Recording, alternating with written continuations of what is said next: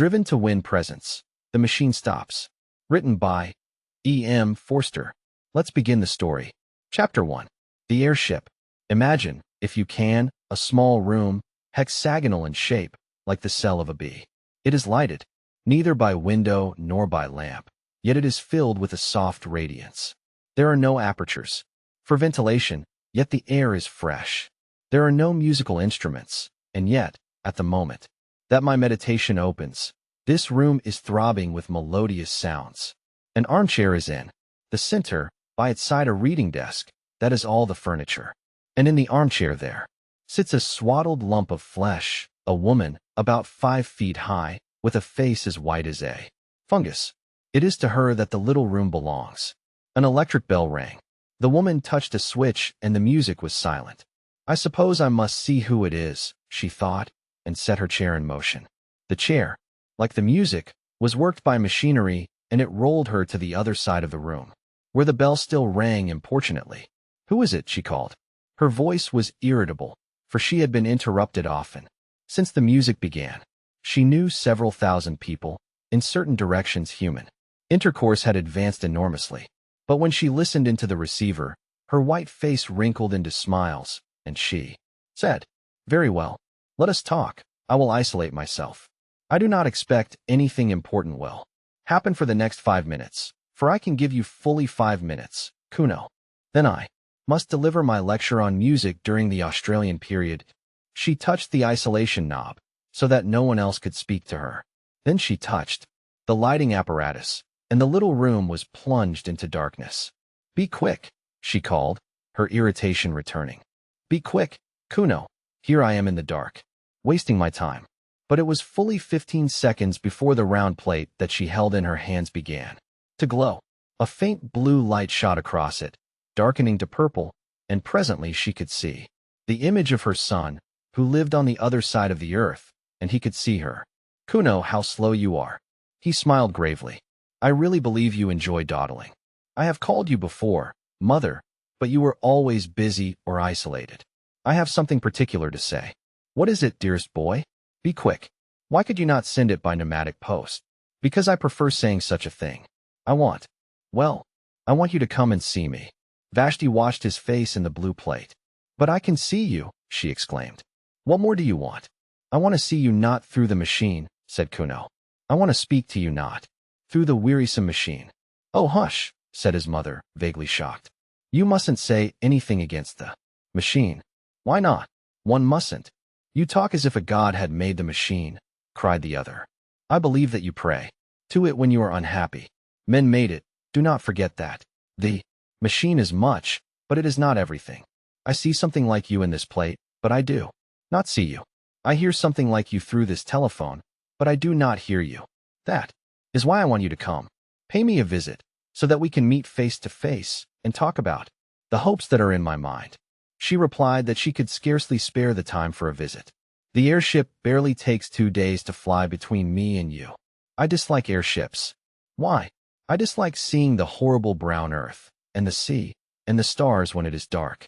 I get no ideas in an airship. I do not get them anywhere else."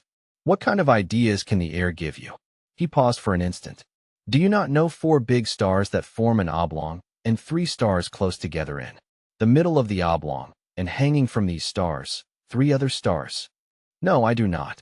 I dislike the stars." "But did they give you an idea?" "How interesting. Tell me." "I had an idea that they were like a man." "I do not understand." "The 4 big stars are the man's shoulders and his knees. The 3 stars in the middle are like the belts that men wore once, and the 3 stars hanging are like a sword." "2. A sword. Men carried swords about with them, to kill animals and other men." "It does not strike me as a very good idea, but it is certainly original. When did it come to you first?" "In the airship." He broke off, and she fancied that he looked sad. She could not be sure, for the machine did not transmit nuances of expression. It only gave a general idea of people, an idea that was good enough for all practical purposes, Vashti thought.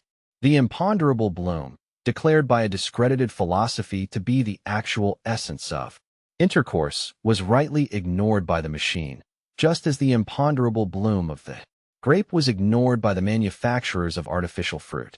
Something good enough had long since been accepted by our race. The truth is, he continued, that I want to see these stars again. They are curious stars. I want to see them not from the airship, but from the surface of the earth, as our ancestors did thousands of years ago. I want to visit the surface of the earth. She was shocked again. Mother, you must come, if only to explain to me what is the harm of visiting the surface of the earth. No harm, she replied, controlling herself. But no advantage. The surface of the earth is only dust and mud, no advantage. The surface of the earth is only dust and mud, no life remains on it, and you would need a respirator, or the cold of the outer air would kill you. One dies immediately in the outer air. I know. Of course I shall take all precautions. And besides, well, she considered, and chose her words with care. Her son had a queer temper, and she wished to dissuade him from the expedition. It is contrary to the spirit of the age, she asserted. Do you mean by that, contrary to the machine? In a sense, but his image is the blue plate faded. Kuno, he had isolated himself. For a moment Vashti felt lonely. Then she generated the light, and the sight of her room, flooded with radiance and studded with electric buttons, revived her. There were buttons and switches everywhere. Buttons to call for food, for music, for clothing. There was the hot bath button, by pressure, of which a basin of imitation marble rose out of the floor, filled to the brim with a warm, deodorized liquid. There was the cold bath button. There was the button that produced literature.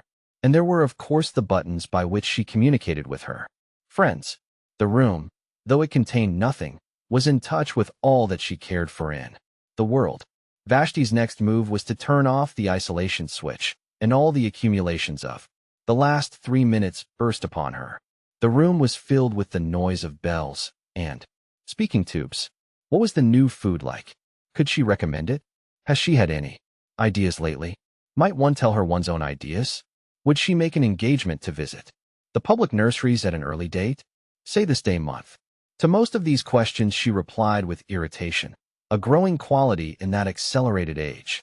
She said that the new food was horrible, that she could not visit the public nurseries through press of engagements, that she had no ideas of her own but had just been told one that 4 stars and 3 in the middle were like a man. She doubted there was much in it. Then she switched off her correspondence, for it was time to deliver her lecture on Australian music. The clumsy system of public gatherings had been long since abandoned. Neither Vashti nor her audience stirred from their rooms. Seated in her armchair she spoke, while they in their armchairs heard her fairly well and saw her fairly well. She opened with a humorous account of music in the pre-Mongolian epic, and went on to describe the great outburst of song that followed the Chinese conquest. Remote and primeval as were the methods of Isanso and the Brisbane school, she yet felt, she said, that study of them might repay the musicians of today. They had freshness, they had, above all, ideas. Her lecture, which lasted 10 minutes, was well received, and at its conclusion she and many of her audience listened to a lecture on the sea. There were ideas to be got from the sea. The speaker had donned a respirator and visited it lately. Then she fed, talked to many friends, had a bath, talked again, and summoned her bed. The bed was not to her liking. It was too large, and she had a feeling for a small bed. Complaint Vashti isolated herself. It was necessary, for neither day nor night existed under the ground, and reviewed all that had happened since she had summoned the bed last. Ideas? Scarcely any. Events. Was Kuno's invitation an event? By her side, on the little reading desk, was a survival from the ages of litter, 1 book. This was the book of the machine. In it were instructions against every possible contingency. If she was hot or cold or dyspeptic or at a loss for a word, she went to the book, and it told her which button to press. The Central Committee published it. In accordance with a growing habit, it was richly bound. Sitting up in the bed, she took it reverently in her hands. She glanced round the glowing room as if someone might be watching her. Then, half ashamed, half joyful, she murmured, "Oh machine, and raised the volume to her lips. Thrice she kissed it, thrice inclined her head, thrice she felt the delirium of acquiescence. Her ritual performed, she turned to page 1367, which gave the times of the departure of the airships from the island in the southern hemisphere, under whose soil she lived, to the island in the northern hemisphere, whereunder lived her son. She thought, I have not the time. She made the room dark and slept. She awoke and made the room light. She ate and exchanged ideas with her friend. Above her, beneath her, and around her, the machine hummed. Eternally, she did not notice the noise, for she had been born with it in her ears. The earth, carrying her, hummed as it sped through silence, turning her now to the invisible sun, now to the invisible stars. She awoke and made the room light. Kuno, I will not talk to you, he answered, until you come. Have you been on the surface of the earth since we spoke last? His image faded. Again she consulted the book. She became very nervous and lay back in her chair, palpitating. Think of her as without teeth or hair. Presently, she directed the chair to the wall and pressed an unfamiliar button. The wall swung apart slowly. Through the opening, she saw a tunnel that curved slightly, so that its goal was not visible. Should she go to see her son? Here was the beginning of the journey. Of course, she knew all about the communication system. There was nothing mysterious in it. She would summon a car, and it would fly with her down the tunnel until it reached the lift that communicated with the airship station. The system had been in use for many, many years, long before the universal establishment of the machine. And of course she had studied the civilization that had immediately preceded her own, the civilization that had mistaken the functions of the system and had used it for bringing people to things instead of for bringing things to people. Those funny old days when men went for change of air instead of changing the air in their rooms. And yet, she was frightened of the tunnel. She had not seen it since her last child was born. It curved, but not quite as she remembered.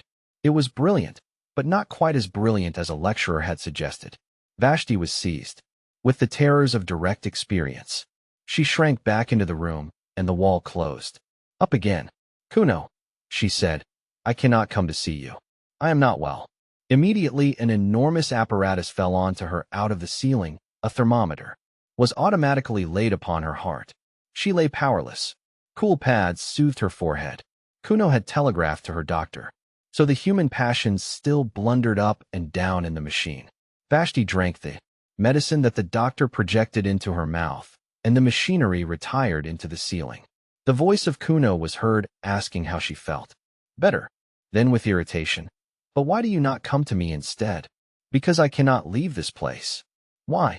Because, any moment, something tremendous may happen. Have you been on the surface of the earth yet? Not yet. Then what is it? I will not tell you through the machine. She resumed her life.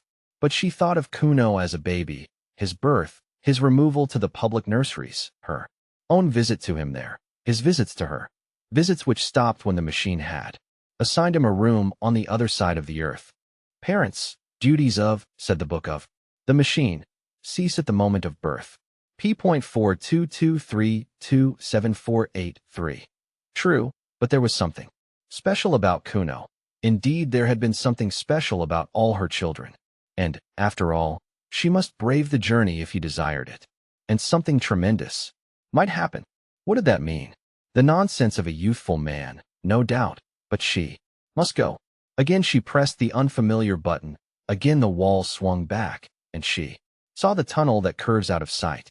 Clasping the book, she rose, tottered onto the platform, and summoned the car. Her room closed behind her.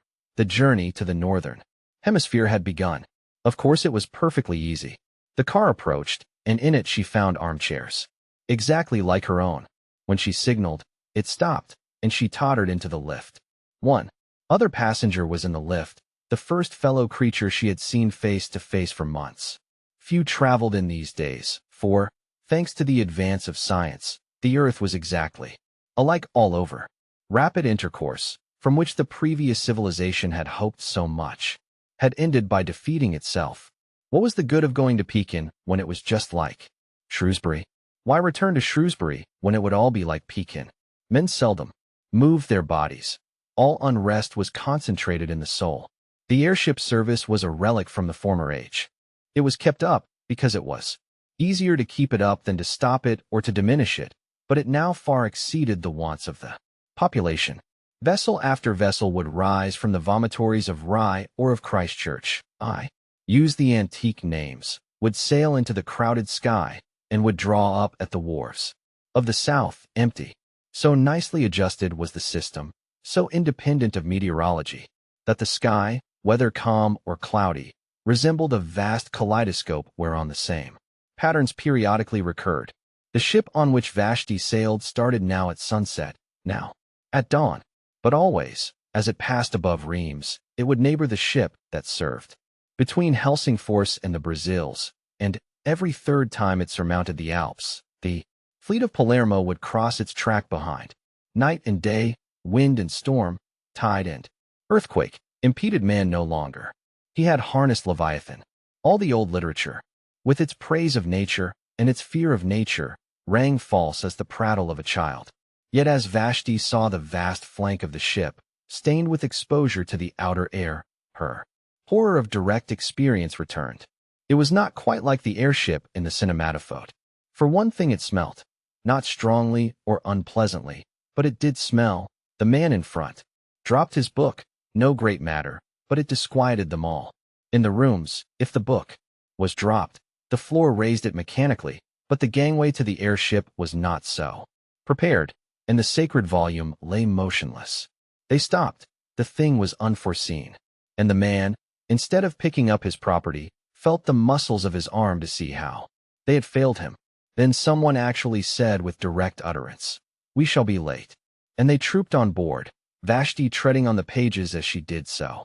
Inside, her anxiety increased. The arrangements were old-fashioned and rough. There was even a female attendant, to whom she would have to announce her wants during the voyage. Of course, a revolving platform ran the length of the boat, but she was expected to walk from it to her cabin. Some cabins were better than others, and she did not get the best. She thought the attendant had been unfair, and spasms of rage shook her. The glass valves had closed. She could not go back. She saw, at the end of the vestibule, the lift in which she had ascended going quietly up and down, empty. Beneath those corridors of shining tiles were rooms, tier below tier, reaching far into the earth, and in each room there sat a human being, eating, or sleeping, or producing ideas. And buried deep in the hive was her own room. Vashti was afraid. "Oh, machine," she murmured, and caressed her book, and was comforted. Then the sides of the vestibule seemed to melt together, as do the passages that we see in dreams. The lift vanished. The book that had been dropped slid to the left and vanished. Polished tiles rushed by like a stream of water. There was a slight jar, and the airship, issuing from its tunnel, soared above the waters of a tropical ocean. It was night. For a moment she saw the coast of Sumatra edged by the phosphorescence of waves, and crowned by lighthouses, still sending forth their disregarded beams. These also vanished, and only the stars distracted her. They were not motionless, but swayed to and fro above her head, thronging out of one skylight into another, as if the universe, and not the airship, was careening. And, as often happens on clear nights, they seemed now to be in perspective, now on a plane, now piled tier beyond tier into the infinite heavens, now concealing infinity, a roof limiting forever the visions of men. In either case they seemed intolerable. "Are we to travel in the dark?" called the passengers angrily, and the attendant, who had been careless, generated the light, and pulled down the blinds of pliable metal. When the airships had been built, the desire to look direct at things still lingered in the world. Hence the extraordinary number of skylights and windows, and the proportionate discomfort to those who were civilized and refined. Even in Vashti's cabin one star peeped through a flaw in the blind, and after a few hours' uneasy slumber, she was disturbed by an unfamiliar glow, which was the dawn. Quick as the ship had sped westwards, the earth had rolled eastwards quicker still, and had dragged back Vashti and her companions towards the sun. Science could prolong the night, but only for a little, and those high hopes of neutralizing the earth's diurnal revolution had passed, together with hopes that were possibly higher. To keep pace with the sun, or even to outstrip it, had been the aim of the civilization preceding this. Racing aeroplanes had been built for the purpose, capable of enormous speed, and steered by the greatest intellects of the epoch. Round the globe they went, round and round, westward, westward, round and round, amidst humanity's applause. In vain. The globe went eastward quicker. Still, horrible accidents occurred, and the committee of the machine, at the time rising into prominence, declared the pursuit illegal, unmechanical, and punishable by homelessness. Of homelessness, more will be said later. Doubtless the committee was right. Yet the attempt to defeat the sun aroused the last common interest that our race experienced about the heavenly bodies, or indeed about anything. It was the last time that men were compacted by thinking of a power outside the world. The sun had conquered, yet it was the end of his spiritual dominion. Dawn, midday, twilight, the zodiacal path, touched neither men's lives not their hearts, and science retreated into the ground, to concentrate herself upon problems that she was certain of solving. So when Vashti found her cabin invaded by a rosy finger of light, she was annoyed, and tried to adjust the blind. But the blind flew up altogether, and she saw through the skylight small pink clouds, swaying against a background of blue, and as the sun crept higher, its radiance entered direct, brimming down the wall, like a golden sea.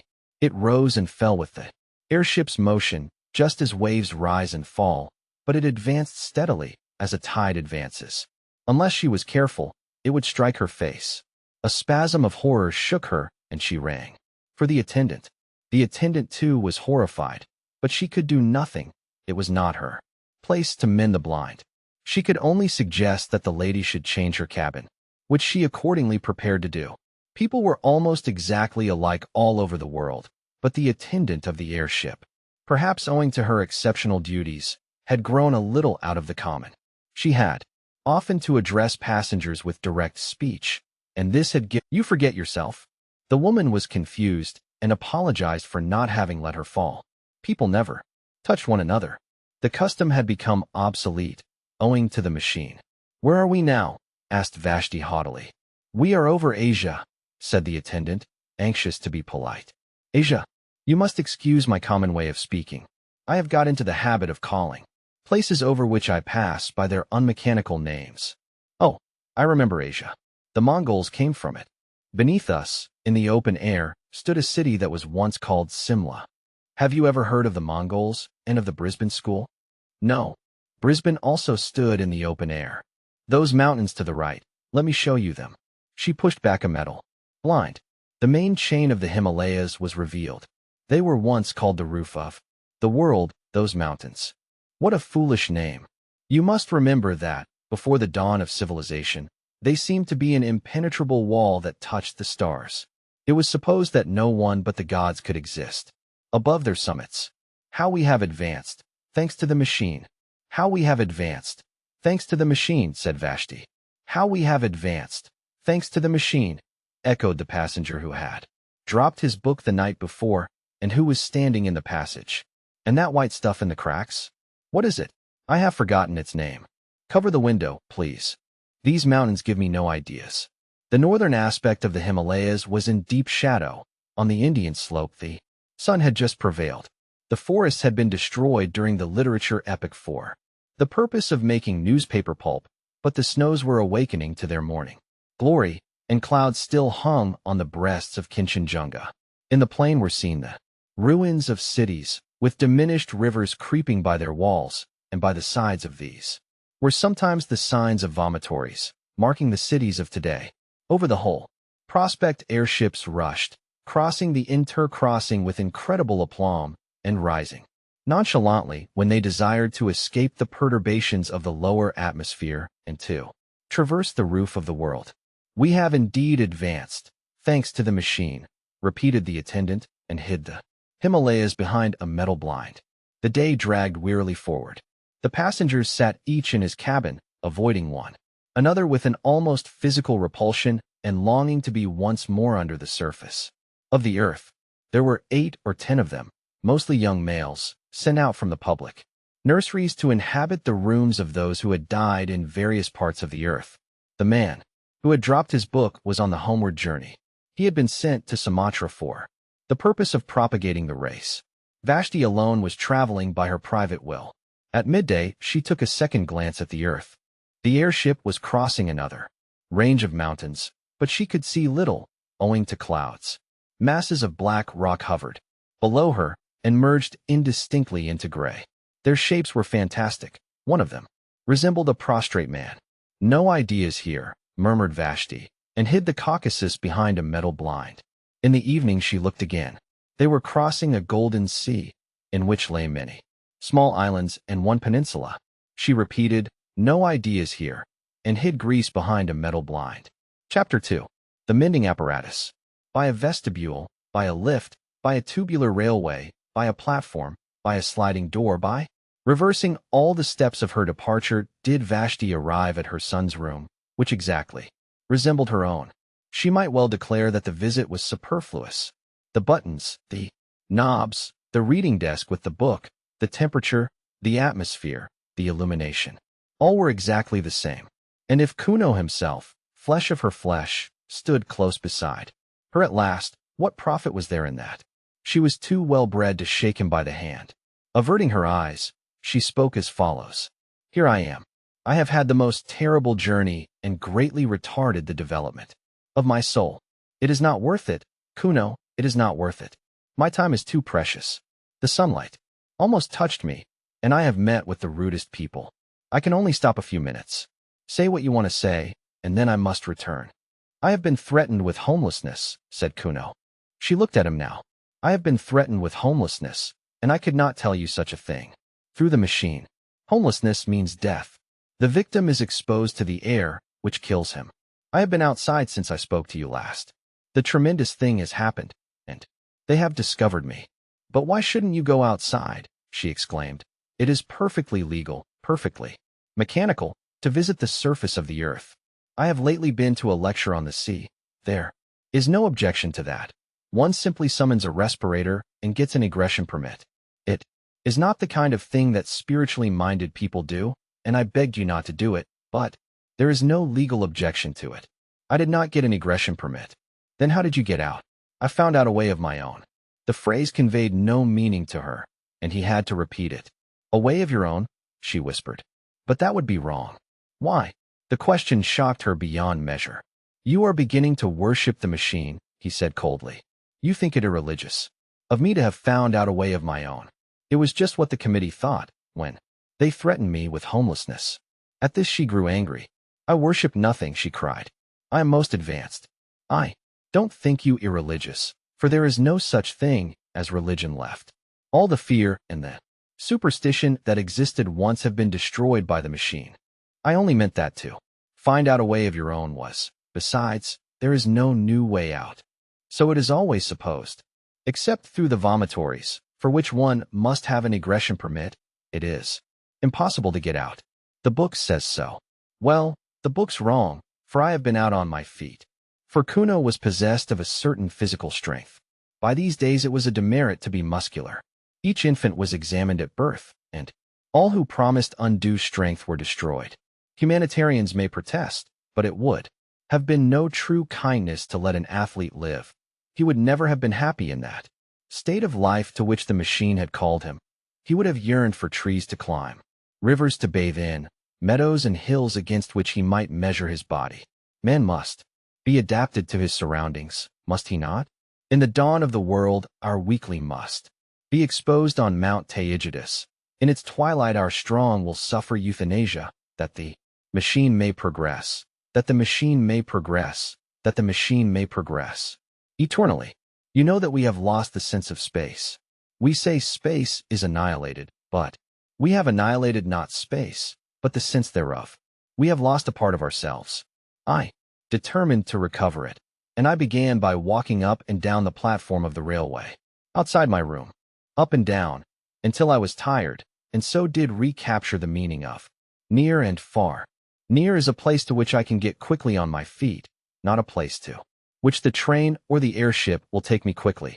Far is a place to which I cannot get quickly on my feet. The vomitory is far, though I could be there in 38 seconds by summoning the train. Man is the measure. That was my first lesson. Man's feet are the measure for distance, His hands are the measure for ownership. His body is the measure for all that is lovable and desirable and strong. Then I went further. It was then that I called to you for the first time, and you would not come. This city, as you know, is built deep beneath the surface of the earth, with only the vomitories protruding. Having paced the platform outside my own room, I took the lift to the next platform and paced that also, and so with each in turn, until I came to the topmost, above which begins the earth. All the platforms were exactly alike, and all that I gained by visiting them was to develop my sense of space and my muscles. I think I should have been content with this. It is not a little thing, but as I walked and brooded, it occurred to me that our cities had been built in the days when men still breathed the outer air, and that there had been ventilation shafts for the workmen. I could think of nothing but these ventilation shafts.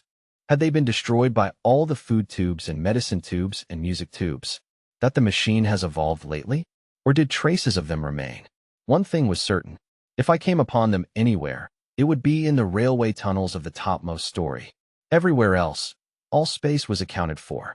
I am telling my story quickly, but don't think that I was not a coward or that your answers never depressed me. It is not the proper thing. It is not mechanical. It is not decent to walk along a railway tunnel. I did not fear that I might tread upon a live rail and be killed. I feared something far more intangible, doing what was not contemplated by the machine. Then I said to myself, man is the measure, and I went, and after many visits I found an opening. The tunnels, of course, were lighted. Everything is light, artificial light. Darkness is the exception. So when I saw a black gap in the tiles, I knew that it was an exception, and rejoiced. I put in my arm. I could put in no more at first, and waved it round and round.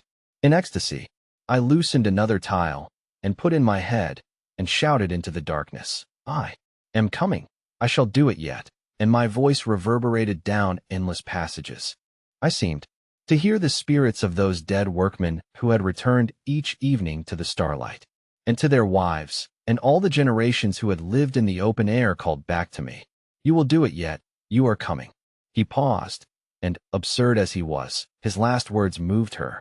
For Kuno had lately asked to be a father, and his request had been refused by the committee. His was not a type that the machine desired to hand on. Then a train passed. It brushed by me, but I thrust my head and arms into the hole. I had done enough for one day, so I crawled back to the platform, went down in the lift, and summoned my bed. Ah, what dreams! And again I called you, and again you refused. She shook her head and said, Don't talk of these terrible things. You make me miserable. You are throwing civilization away. But I had got back the sense of space, and a man cannot rest then. I determined to get in at the hole and climb the shaft. And so I exercised my arms.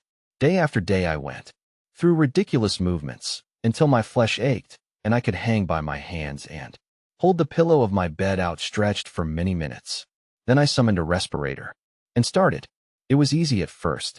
The mortar had somehow rotted, and I soon pushed some more tiles in and clambered after them into the darkness, and the spirits of the dead comforted me. I don't know what I mean by that. I just say what I felt. I felt, for the first time, that a protest had been lodged against corruption, and that even as the dead were comforting me, so I was comforting the unborn. I felt that humanity existed, and that it existed without clothes. How can I possibly explain this? It was naked. Humanity seemed naked, and all these tubes and buttons and machineries neither came into the world with us, nor will they follow us out, nor do they matter supremely while we are here. Had I been strong, I would have torn off every garment I had and gone out into the outer air unswaddled. But this is not for me, nor perhaps for my generation.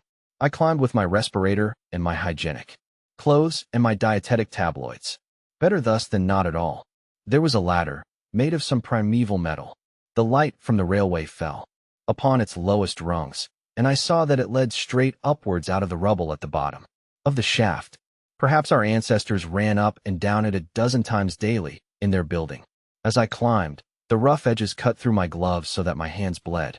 The light helped me for a little, and then came darkness and, worse still, silence which pierced my ears like a sword. The machine hums. Did you know that? Its hum penetrates our blood and may even guide our thoughts. Who knows? I was getting beyond its power. Then I thought, this silence means that I am doing wrong. But I heard voices in the silence, and again they strengthened me. He laughed. I had need of them. The next moment I cracked my head against something. She sighed. I had reached one of those pneumatic stoppers that defend us from the outer air. You may have noticed them on the airship. Pitch dark, my feet on the rungs of an invisible ladder, my hands cut. I cannot explain how I lived through this part, but the voices still comforted me, and I felt for fastenings. The stopper, I suppose, was about 8 feet across. I passed my hand over it as far as I could reach. It was perfectly smooth. I felt it almost to the center. Not quite to the center, for my arm was too short. Then the voice said, "Jump. It is worth it. There may be a handle in the center, and you may catch hold of it, and so come to us your own way. And if there is no handle, so that you may fall and are dashed to pieces, it is still worth it. You will still come to us your own way." So I jumped. There was a handle, and he paused. Tears gathered in his mother's eyes. She knew that he was fated. If he did not die today, he would die tomorrow. There was not room for such a person in the world. And with her pity, disgust mingled. She was ashamed at having borne such a son, she who had always been so respectable and so full of ideas. Was he really the little boy to whom she had taught the use of his stops and buttons, and to whom she had given his first lessons? In the book, the very hair that disfigured his lips showed that he was reverting to some savage type. On atavism, the machine can have no mercy. There was a handle, and I did catch it. I hung tranced over the darkness and heard the hum of these workings as the last whisper in a dying dream. All the things I had cared about and all the people I had spoken to through tubes appeared infinitely little. Meanwhile, the handle revolved. My weight had set something in motion, and I span slowly, and then I cannot describe it. I was lying with my face to the sunshine. Blood poured from my nose and ears, and I heard a tremendous roaring. The stopper, with me clinging to it, had simply been blown out of the earth, and the air that we make down here was escaping through the vent into the air above. It burst up like a fountain. I crawled back to it, for the upper air hurts, and, as it were, I took great sips from the edge. My respirator had flown. Goodness knows where. My clothes were torn. I just lay with my lips close to the hole, and I sipped until the bleeding stopped. You can imagine nothing so curious. This hollow in the grass. I will speak of it in a minute. The sun shining into it, not brilliantly but through marbled clouds. The peace, the nonchalance, the sense of space, and brushing my cheek, the roaring fountain of our artificial air. Soon I spied my respirator bobbing up and down in the current high above my head, and higher still were many airships. But no one ever looks out of airships, and in any case they could not have picked me up. There, the sun shone a little way down the shaft and revealed the topmost rung of the ladder, but it was hopeless trying to reach it. I should either have been tossed up again by the escape, or else have fallen in and died. I could only lie on the grass, sipping, and from time to time glancing around me. I knew that I was in Wessex, for I had taken care to go to a lecture on the subject before starting. Wessex lies above the room in which we are talking now. It was once an important state. Its kings held all the southern coast from the Andredswald to Cornwall, while the Wansdyke protected them on the north, running over the high ground. The lecturer was only concerned with the rise of Wessex, so I do not know how long it remained in international power, nor would the knowledge have assisted me. To tell the truth, I could do nothing but laugh during this part. There was I, with a pneumatic stopper by my side and a respirator bobbing over my head, imprisoned, all three of us, in a grass-grown hollow that was edged with fern. Then he grew grave again. Lucky for me that it was a hollow, for the air began to fall back into it, and to fill it as water fills a bowl. I could crawl about. Presently I stood. I breathed a mixture, in which the air that hurts predominated whenever I tried to climb the sides. This was not so bad. I had not lost my tabloids and remained ridiculously cheerful, and as for the machine, I forgot about it altogether. My one aim now was to get to the top, where the ferns were, and to view whatever objects lay beyond. I rushed the slope. The new air was still too bitter for me, and I came rolling back, after a momentary vision of something gray.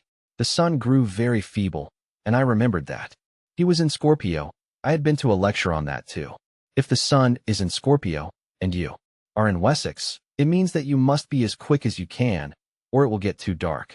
This is the first bit of useful information I have ever got from a lecture, and I expect it will be the last. It made me try frantically to breathe the new air and to advance as far as I dared.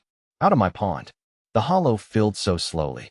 At times I thought that the fountain played with less vigor. My respirator seemed to dance nearer the earth. The roar was decreasing. He broke off. I don't think this is interesting you. The rest will interest you even less. There are no ideas in it, and I wish that I had not troubled you to come. We are too different, mother. She told him to continue. It was evening before I climbed the bank. The sun had very nearly slipped out of the sky by this time, and I could not get a good view. You, who have just crossed the roof of the world, will not want to hear an account of the little hills that I saw, low colorless hill, but to me they were living, and the turf that covered them was a skin, under which their muscles rippled, and I felt that those hills had called with incalculable force to men in the past, and that men had loved them. Now they sleep, perhaps forever. They commune with humanity in dreams. Happy the man, happy the woman, who awakes the hills of Wessex. For though they sleep, they will never die. His voice rose passionately. Cannot you see, cannot all you lecturers see, that it is we that are dying, and that down here the only thing that really lives is the machine? We created the machine to do our will, but we cannot make it do our will now.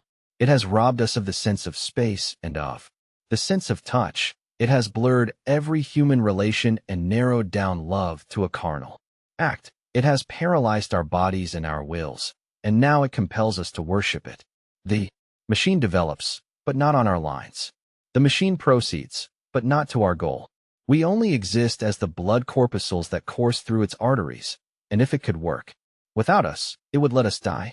Oh, I have no remedy, or, at least, only one, to tell men again and again that I have seen the hills of Wessex as Alfred saw them when he overthrew the Danes. So the sun set. I forgot to mention that a belt of mist lay between my hill and other hills, and that it was the color of pearl. He broke off for the second time. Go on, said his mother wearily. He shook his head. Go on. Nothing that you say can distress me now. I am hardened. I had meant to tell you the rest, but I cannot. I know that I cannot. Goodbye. Vashti stood irresolute. All her nerves were tingling with his blasphemies.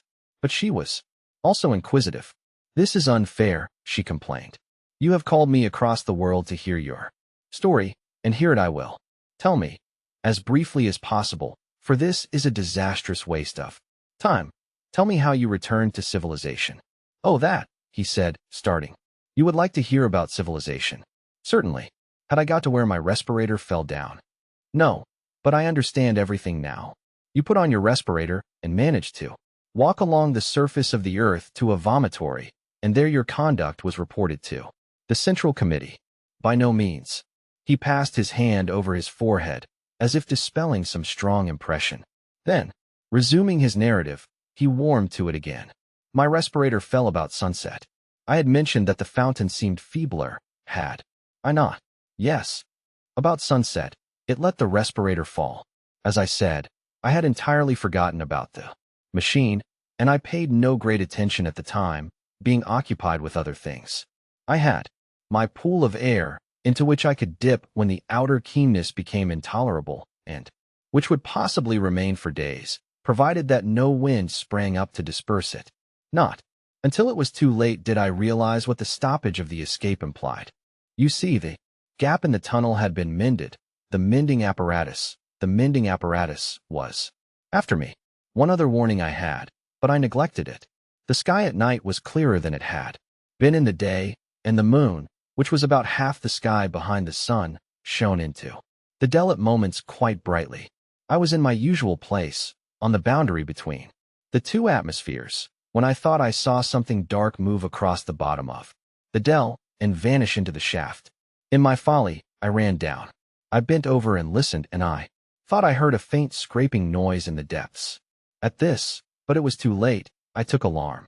I determined to put on my respirator and to walk right out of the dell. But my respirator had gone. I knew exactly where it had fallen, between the stopper and the aperture, and I could even feel the mark that it had made. In the turf, it had gone, and I realized that something evil was at work, and I had better escape to the other air, and, if I must die, die running towards the cloud that had been the color of a pearl. I never started out of the shaft. It is too horrible. A worm, a long, white worm, had crawled out of the shaft and was gliding over the moonlit grass. I screamed. I did everything that I should not have done. I stamped upon the creature, instead of flying from it, and it at once curled round the ankle. Then we fought. The worm let me run all over the dell, but edged up my leg as I ran. Help! I cried. That part is too awful. It belongs to the part that you will never know. Help! I cried. Why cannot we suffer in silence? Help! I cried. Then my feet were wound together. I fell. I was dragged away from the dear ferns and the living hills, and past the great metal stopper. I can tell you this part, and I thought it might save me again if I caught hold of the handle. It also was enwrapped. Oh, the whole dell was full of the things. They were searching it in all directions. They were denuding it, and the white snouts of others peeped out of the hole, ready if needed. Everything that could be moved they brought. Brushwood, bundles of fern, everything, and down we all went intertwined into hell. The last things that I saw, ere the stopper closed after us, were certain stars, and I felt that a man of my sort lived in the sky. For I did fight. I fought till the very end, and it was only my head hitting against the ladder that quieted me. I woke up in this room. The worms had vanished. I was surrounded by artificial air, artificial light, artificial peace, and my friends were calling to me down speaking tubes to know whether I had come across any new ideas lately. Here his story ended. Discussion of it was impossible, and Vashti turned to go. It will end in homelessness, she said quietly. I wish it would, retorted Kuno. The machine has been most merciful. I prefer the mercy of God. By that superstitious phrase, do you mean that you could live in the outer air? Yes. Have you ever seen, round the vomitories, the bones of those who were extruded after the Great Rebellion? Yes. They were left where they perished for our edification. A few crawled away, but they perished, too. Who can doubt it? And so with the homeless of our own day. The surface of the earth supports life no longer. Indeed, ferns and a little grass may survive, but all higher forms have perished. Has any airship detected them? No. Has any lecturer dealt with them? No. Then why this obstinacy? Because I have seen them, he exploded. Seen what? Because I have seen her in the twilight. Because she came to my help when I called. Because she, too, was entangled by the worms, and luckier than I, was killed by one of them piercing her throat. He was mad. Vashti departed, nor, in the troubles that followed, did she ever see his face again. Chapter 3. The Homeless. During the years that followed Kuno's escapade, two important developments took place. In the machine, on the surface they were revolutionary, but in either case men's minds had been prepared beforehand, and they did but express tendencies that were latent already. The first of these was the abolition of respirators. Advanced thinkers, like Vashti, had always held it foolish to visit the surface of the earth. Airships might be necessary, but what was the good of going out for mere curiosity and crawling along for a mile or two in a terrestrial motor? The habit was vulgar and perhaps faintly improper. It was unproductive of ideas and had no connection with the habits that really mattered. So respirators were abolished, and with them, of course, the terrestrial motors, and except for a few lecturers who complained that they were debarred access to their subject matter, the development was accepted quietly. Those who still wanted to know what the earth was like had, after all, only to listen to some gramophone or to look into some cinematophote. And even the lecturers acquiesced when they found that a lecture on the sea was none the less stimulating when compiled out of other lectures that had already been delivered on the same subject. Beware of first-hand ideas, exclaimed one of the most advanced of them. First-hand ideas do not really exist. They are but the physical impressions produced by love and fear, and on this gross foundation who could erect a philosophy? Let your ideas be second-hand, and if possible tenth-hand, for then they will be far removed from that disturbing element, direct observation. Do not learn anything about this subject of mine, the French Revolution. Learn instead what I think. That Inacharman, thought Urizen, thought Gutch, thought Ho-Young, thought Chibo Singh, thought Lafcadio Hearn, thought Carlyle, thought Mirabeau said about the French Revolution. Through the medium of these 10 great minds, the blood that was shed at Paris and the windows that were broken at Versailles will be clarified to an idea which you may employ most profitably in your daily lives. But be sure that the intermediates are many and varied. For in history one authority exists to counteract another. Urizen must counteract the Septi-18 schism of Ho-Young and Inacharman. I must myself counteract the impetuosity of Gutch. You, who listen to me, are in a better position to judge about the French Revolution than I am. Your descendants will be even in a better position than you, for they will learn what you I think, and yet another intermediate will be added to the chain. And in time, his voice rose. There will come a generation that had got beyond facts, beyond impressions. A generation absolutely colorless, a generation seraphically free from taint of personality, which will see the French Revolution not as it happened, nor as they would like it to have happened, but as it would have happened had it taken place in the days of the machine. Tremendous applause greeted this lecture, which did but voice a feeling already latent in the minds of men, a feeling that terrestrial facts must be ignored and that the abolition of respirators was a positive gain. It was even suggested that airships should be abolished too. This was not done because airships had somehow worked themselves into the machine's system. But year by year they were used less and mentioned less by thoughtful men. The second great development was the re-establishment of religion. This, too, had been voiced in the celebrated lecture. No one could mistake the reverent tone in which the peroration had concluded, and it awakened a responsive echo in the heart of each. Those who had long worshipped silently now began to talk. They described the strange feeling of peace that came over them when they handled the book of the machine, the pleasure that it was to repeat certain numerals out of it, however little meaning those numerals conveyed to the outward ear, the ecstasy of touching a button, however unimportant, or of ringing an electric bell, however superfluously.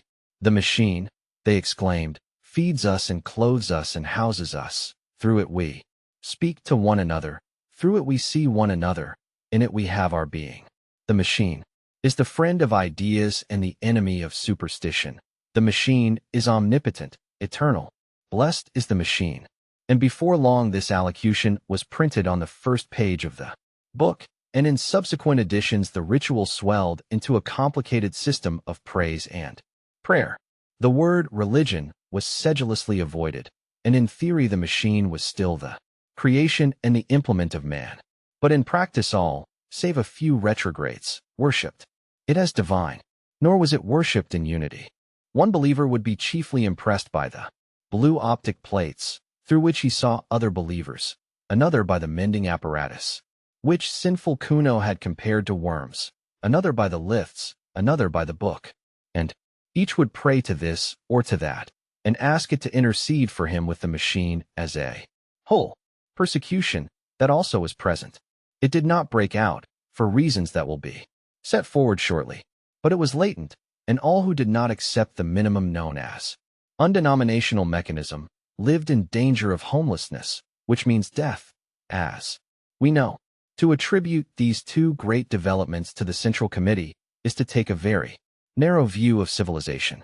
The Central Committee announced the developments, it is true, but they were no more the cause of them than were the kings of the imperialistic period the cause of war. Rather did they yield to some invincible pressure, which came no one knew whither, and which, when gratified, was succeeded by some new pressure, equally invincible. To such a state of affairs it is convenient to give the name of progress. No one confessed the machine was out of hand. Year by year it was served with increased efficiency and decreased intelligence. The better a man knew his own duties upon it, the less he understood the duties of his neighbor, and in all the world there was not one who understood the monster as a whole. Those master brains had perished. They had left full directions, it is true, and their successors had each of them mastered a portion of those directions. But humanity, in its desire for comfort, had overreached itself. It had exploited the riches of nature too far. Quietly and complacently, it was sinking into decadence, and progress had come to mean the progress of the machine. As for Vashti, her life went peacefully forward until the final disaster. She made her room dark and slept. She awoke and made the room light. She lectured and attended lectures. She exchanged ideas with her innumerable friends and believed she was growing more spiritual. At times a friend was granted euthanasia and left his or her room for the homelessness that is beyond all human conception. Vashti did not much mind. After an unsuccessful lecture, she would sometimes ask for euthanasia herself. But the death rate was not permitted to exceed the birth rate, and the machine had hitherto refused it to her. The troubles began quietly, long before she was conscious of them. One day she was astonished at receiving a message from her son. They never communicated, having nothing in common, and she had only heard indirectly that he was still alive and had been transferred from the northern hemisphere, where he had behaved so mischievously, to the southern. Indeed, to a room not far from her own. Does he want me to visit him? She thought. Never again, never. And I have not the time. No, it was madness of another kind. He refused to visualize his face upon the blue plate, and speaking out of the darkness, with solemnity said, "The machine stops." "What do you say?" "The machine is stopping. I know it. I know the signs." She burst into a peal of laughter. He heard her and was angry, and they spoke no more. "Can you imagine anything more absurd?" she cried to a friend. "A man who was my son believes that the machine is stopping. It would be impious if it was not mad." "The machine is stopping?" her friend replied. "What does that mean?" "The phrase conveys nothing to me, nor to me." "He does not refer, I suppose, to the trouble there has been lately with the music?" "Oh no, of course not. Let us talk about music. Have you complained to the authorities?" "Yes, and they say it wants mending, and referred me to the committee of the mending apparatus. I complained of those curious gasping sighs that disfigure the symphonies of the Brisbane school. They sound like someone in pain. The committee of the mending apparatus say that it shall be remedied shortly." Obscurely worried, she resumed her life. For one thing, the defect in the music irritated her. For another thing, she could not forget Kuno's speech. If he had known that the music was out of repair, he could not know it, for he detested music. If he had known that it was wrong, "The machine stops," was exactly the venomous sort of remark he would have made.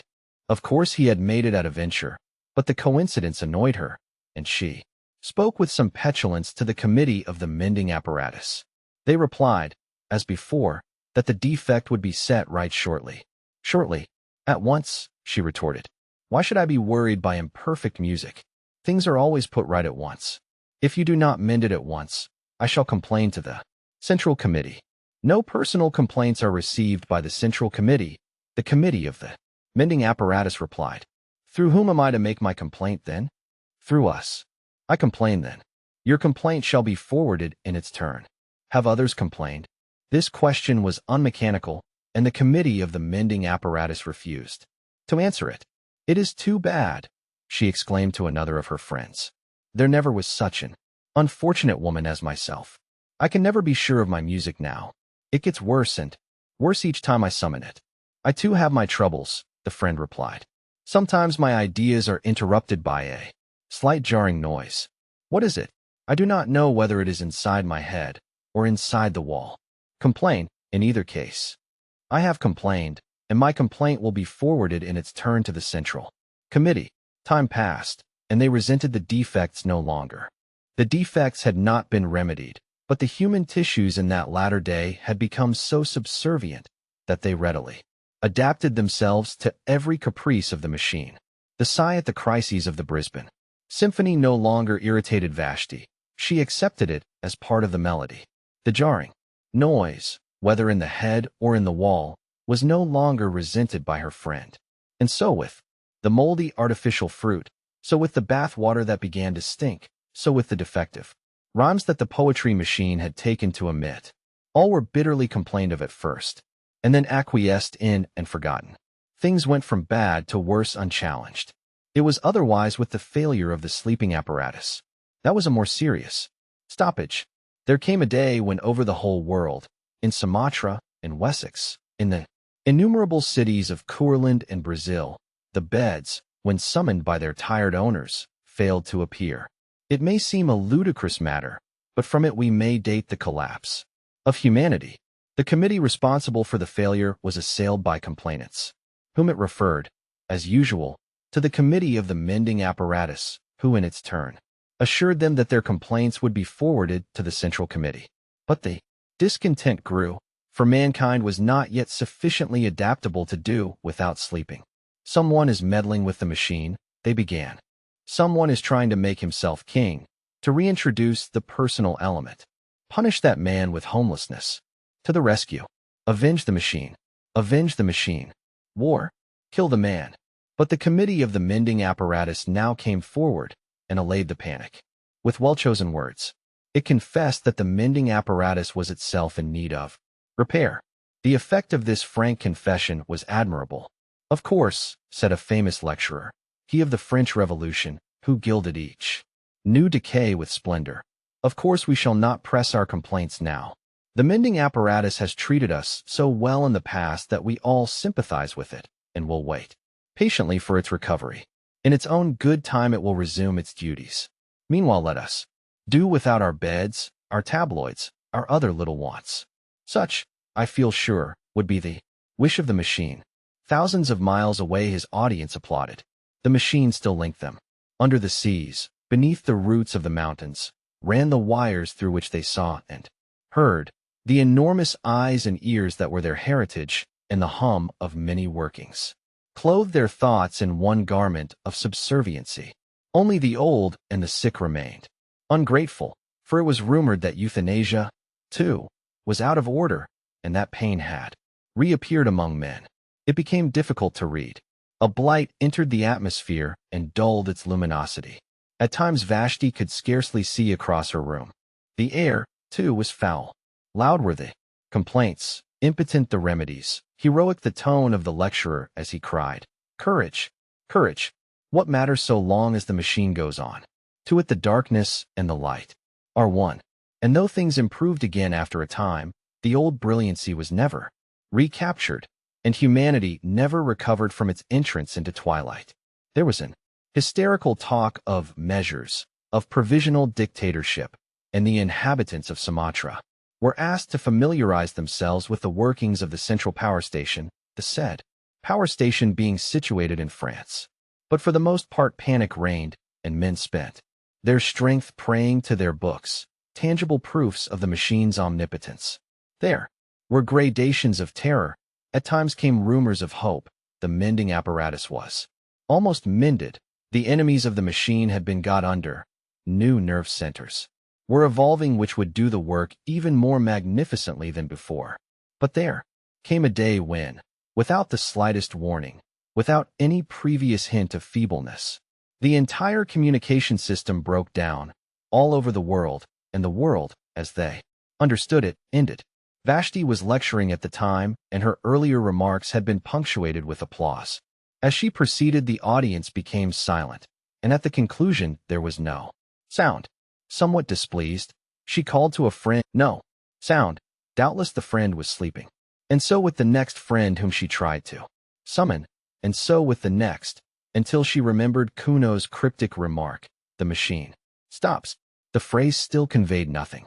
If eternity was stopping, it would of course be set going shortly. For example, there was still a little light and air. The atmosphere had improved a few hours previously. There was still the book, and while there was the book there was security. Then she broke down, for with the cessation of activity came an unexpected terror. Silence. She had never known silence, and the coming of it nearly killed her. It did kill many thousands of people outright. Ever since her birth, she had been surrounded by the steady hum. It was to the ear what artificial air was to the lungs. An agonizing pain shot across her head, and scarcely knowing what she did, she stumbled forward and pressed the unfamiliar button, the one that opened the door of her cell. Now the door of the cell worked on a simple hinge of its own. It was not connected with the central power station, dying far away in France. It opened, rousing immoderate hopes in Vashti, for she thought that the machine had been mended. It opened, and she saw the dim tunnel that curved far away towards freedom. One look, and then she shrank back. For the tunnel was full of people. She was almost the last in that city to have taken alarm. People at any time repelled her, and these were nightmares from her worst dreams. People were crawling about. People were screaming, whimpering, gasping for breath, touching each other, vanishing in the dark, and ever and anon being pushed off the platform onto the live rail. Some were fighting round the electric bells, trying to summon trains which could not be summoned. Others were yelling for euthanasia or for respirators or blaspheming the machine. Others stood at the doors of their cells fearing, like herself, either to stop in them or to leave them. And behind all the uproar was silence, the silence which is the voice of the earth and of the generations who have gone. No, it was worse than solitude. She closed the door again and sat down to wait for the end. The disintegration went on, accompanied by horrible cracks and rumbling. The valves that restrained the medical apparatus must have weakened, for it ruptured and hung hideously from the ceiling. The floor heaved and fell and flung her from the chair. A tube oozed towards her serpent fashion, and at last the final horror approached. Light began to ebb, and she knew that civilization's long day was closing. She whirled around, praying to be saved from this, at any rate, kissing the book, pressing button after button. The uproar outside was increasing, and even penetrated the wall. Slowly the brilliancy of her cell was dimmed. The reflections faded from the metal switches. Now she could not see the reading stand. Now not the book, though she held it in her hand. Light followed the flight of sound. Air was following light, and the original void returned to the cavern from which it has so long been excluded. Vashti continued to whirl, like the devotees of an earlier religion, screaming, praying, striking at the buttons with bleeding hands. It was thus that she opened her prison and escaped in the spirit, at least so it seems to me, ere my meditation closes. That she escapes in the body, I cannot perceive. That she struck, by chance, the switch that released the door and the rush of foul air on her skin, the loud throbbing whispers in her ears, told her that she was facing the tunnel again, and that tremendous platform on which she had seen men fighting. They were not fighting now. Only the whispers remained, and the little whimpering groans.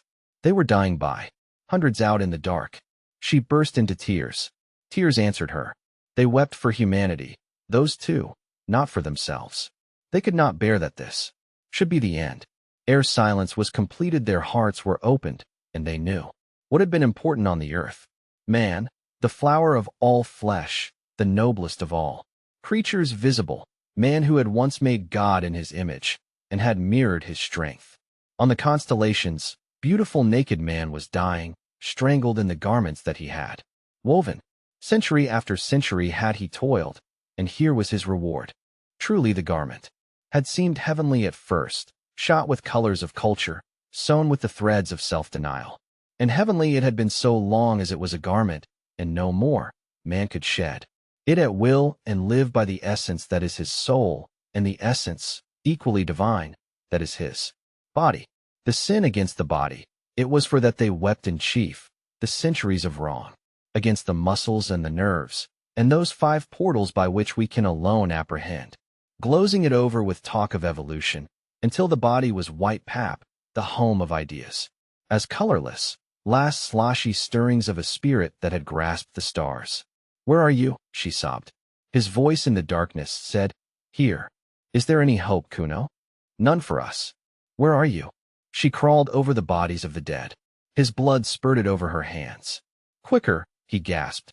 I am dying, but we touch, we talk, not through the machine. He kissed her. We have come back to our own. We die, but we have recaptured life, as it was in Wessex, when Alfred overthrew the Danes. We know what they know outside, they who dwelt in the cloud that is the color of a pearl. But Kuno, is it true? Are there still men on the surface of the earth? Is this tunnel, this poisoned darkness, really not the end? He replied, I have seen them, spoken to them, loved them. They are hiding in the mist and the ferns until our civilization stops. Today they are the homeless. Tomorrow, oh, tomorrow, some fool will start the machine again, tomorrow. Never, said Kuno, never. Humanity has learned its lesson. As he spoke, The whole city was broken like a honeycomb. An airship had sailed in, through the vomitory into a ruined wharf. It crashed downwards, exploding as it went, rending gallery after gallery with its wings of steel. For a moment they saw the nations of the dead, and before they joined them, scraps of the untainted sky. And here the story comes to an end. If you enjoyed it, don't forget to share your thoughts in the comments. For more exciting stories, make sure to subscribe to the channel. We'll see you soon with a brand new story. Thank you for watching.